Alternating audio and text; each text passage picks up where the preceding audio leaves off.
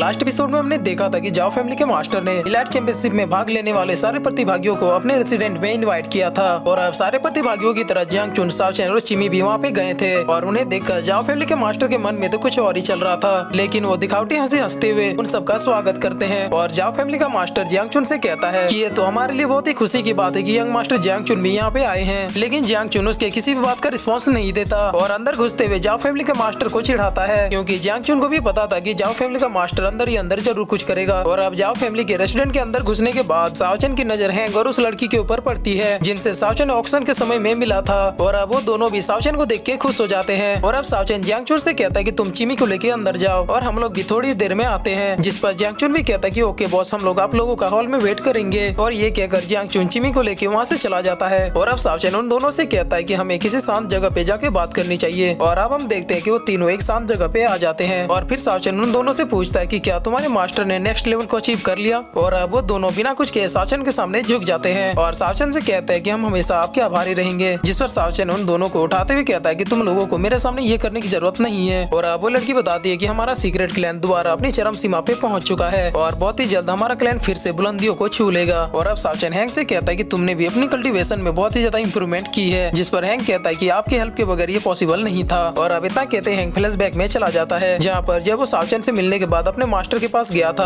और अपने मास्टर को साओ चैन के बारे में बताया था, तब उनके मास्टर ने उनसे पूछा था कि आखिरकार ये साओ चैन कौन है और उसे हमारे सीक्रेट सेक्ट के बारे में कैसे पता। तब हैंग कहता है कि उसने मेरे हाथों पे कुछ लिखा है और उसने मुझसे कहा था कि अपने मास्टर को दिखा देना, वो मेरे बारे में समझ जाएंगे। और अब ये सुनने के बाद बहुत ही बेताबी से वो मास्टर पूछते हैं कि आखिर उसने तुम्हारे हाथों में क्या लिखा। तब हैंग कहता है कि उसने मेरे हाथों में फिजिकल सुप्रीम लॉर्ड लिखा है। और अब फिजिकल सुप्रीम लॉर्ड का नाम सुनते ही वो मास्टर अचानक बहुत ही ज्यादा एक्साइटेड होते हुए कहता है कि मैं समझ गया, मुझे बहुत ही अच्छे से पता चल गया कि वो साओ चैन कौन है। और फिर वो मास्टर कहता है कि जब तुम दोबारा साओ चैन से मिलोगे तब तुम दोनों उनको ग्रीट करते हुए कहना कि इमेमोरियल सीक्रेट सेक्ट हमेशा उनकी वफादार रहेगी। और अब ये सुनने के बाद उन दोनों को समझ में नहीं आता है कि आखिरकार मास्टर ने ऐसा क्यों कहा। और फिर उनके मास्टर कहते हैं कि तुम्हें जल्द से जल्द साओ चैन को ढूंढना होगा। और अब सीन फिर से प्रेजेंट में आती है, जहाँ पर वो लड़की साओ चैन को अपने मास्टर की सारी बातों को बता रही होती है। और अब ये सब सुनने के बाद साओ चैन हंसते हुए कहता है कि गुड, मुझे पता था कि वो मेरे मैसेज को बहुत ही आसानी से समझ जाएंगे। और फिर साओ चैन कहता है कि ठीक है, अब हमें अंदर चलना चाहिए। और अब हम देखते हैं कि साओ चैन और वो दोनों हॉल के अंदर पहुंच जाते हैं और आसपास की चीजों को देख रहे होते हैं। और अब जियांग चुन की नजर भी उन लोगों के ऊपर पड़ती है और फिर वो साओ चैन को पुकारते हुए कहता है कि बॉस, यहाँ पे हम लोग यहाँ हैं। और अब जियांग चुन साओ चैन को बता रहा होता है कि यहाँ पे जितने भी स्ट्रॉन्ग सेक्ट के वॉरियर है वो सारे पहुंच चुके हैं और कुछ ही देर में यहाँ पे बहुत से मेजर सेक्ट के एल्डर्स भी आने वाले हैं। और अब साओ चैन की नजर ताइचुन के ऊपर पड़ती है, जिसे देखकर साओ चैन कहता है कि ये तो रियल नहीं है, ये तो उसका पपेट है। और अब कुछ देर बाद हम देखते हैं कि मास्टर जियांग भी वहाँ पे पहुंच चुके होते हैं, जिसे देखकर सारे लोग उन्हें ग्रीट करते हैं। और अब जियांग चुन भी उन्हें देख के कहता है कि ग्रैंडपा आप भी यहाँ पे आ ही गए, जिस पर मास्टर जियांग भी ये सन कहते हैं। और अब मास्टर जियांग साओ चैन की तरफ देखते हुए कहते हैं कि मेरे ख्याल से ये लड़का जरूर साओ चैन है, जिस पर साओ चैन भी कहता है कि हाँ मैं ही हूँ।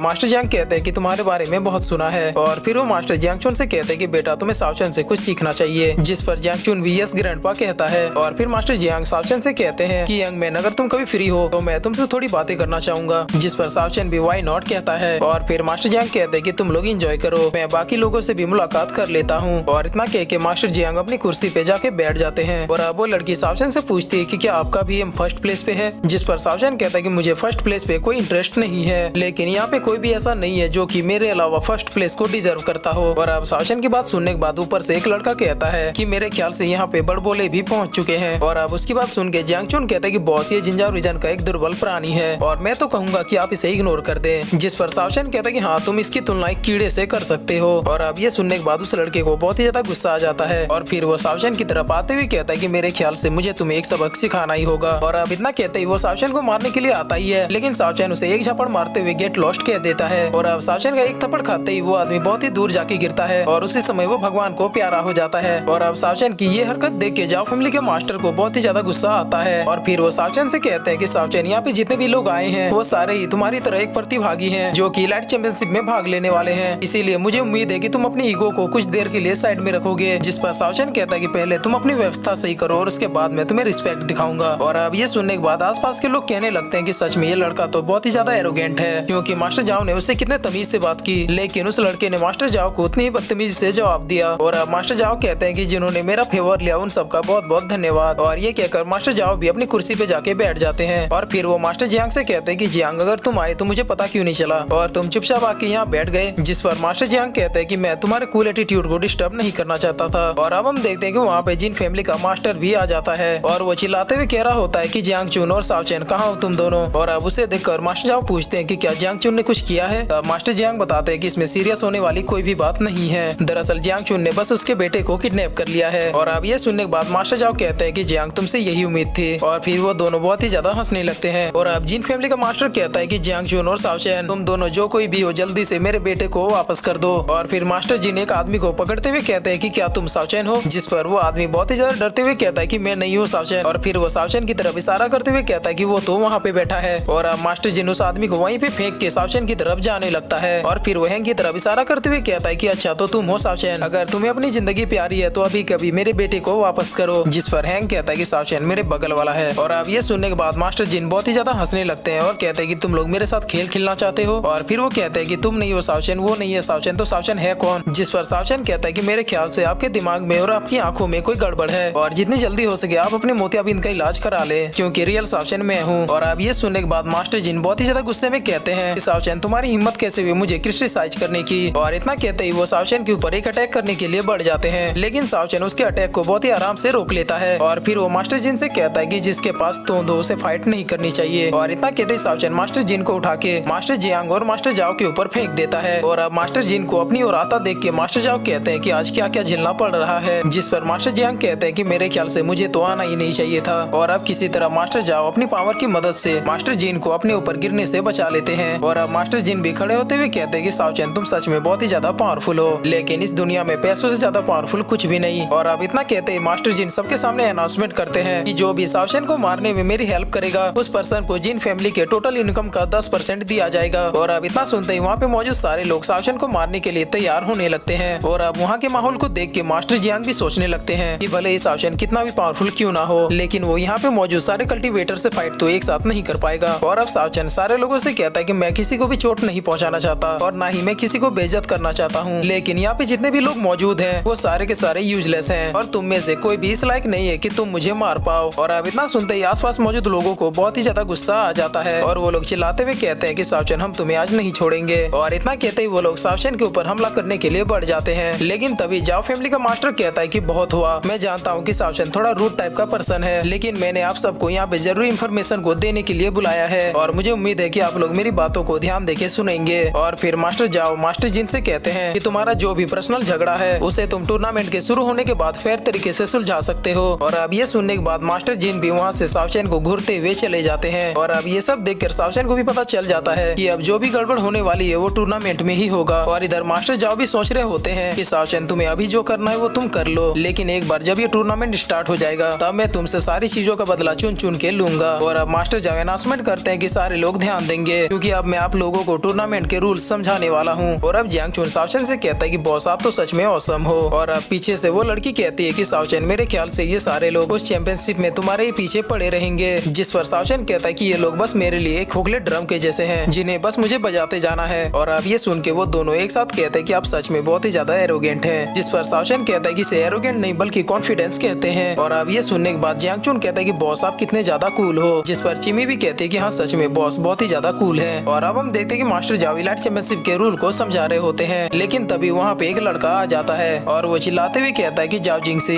आखिर क्यों तुमने मुझे इस टूर्नामेंट में हिस्सा लेने नहीं दिया। और अब ये देखकर वहाँ पे मौजूद लोग आपस में बात करने लगते हैं कि आखिरकार ये लड़का कौन है। जिस पर उसके बगल वाला आदमी बताता है कि इसका नाम लिन फेंग है और ये वांग फैमिली से ताल्लुकात रखता है और इस लड़के में कुछ नेचुरल टैलेंट पहले से मौजूद है, जिसकी वजह से इसने काफी यंग एज में ही डिवाइन रिलम को भी अचीव कर लिया था। लेकिन कितने दुख की बात है कि इतना टैलेंट होने के बावजूद भी खुद वांग फैमिली के लोगों ने इसके कल्टीवेशन को छीन लिया था।